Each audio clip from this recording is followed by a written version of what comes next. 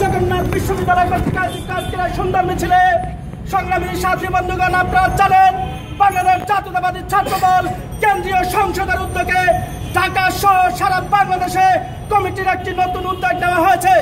আমাদের জানামতে বাংলাদেশ জাতীয়তাবাদী ছাত্র দলের একটি সিন্ডিকেট অর্থ দিয়ে এবং সন্তানের পিতাদেরকে দিয়ে এবং পকেট কমিটি যারা এই পল্টন অফিসে বোমা মেরেছে, যাদের বোমার আঘাতে নিক্ষিপ্ত পল্টন রক্তে রঞ্জিত হয়েছে,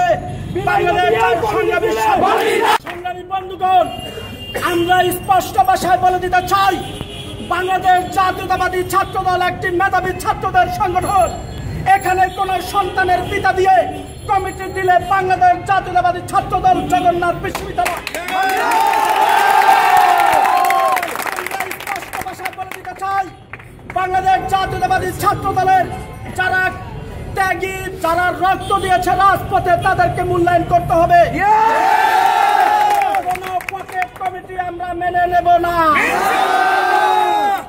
যারা এই কমিটির বিরুদ্ধে পল্টন অফিসের সামনে বোমা মেরেছে, আজকে যদি তাদেরকে দিয়ে কমিটি দেওয়া হয়, আমরা সেই কমিটি মেনে নেব না। আমরা দেশনেত্রী বেগম খালেদা জিয়ার কাছে স্মারকলিপি দিয়ে এসেছি।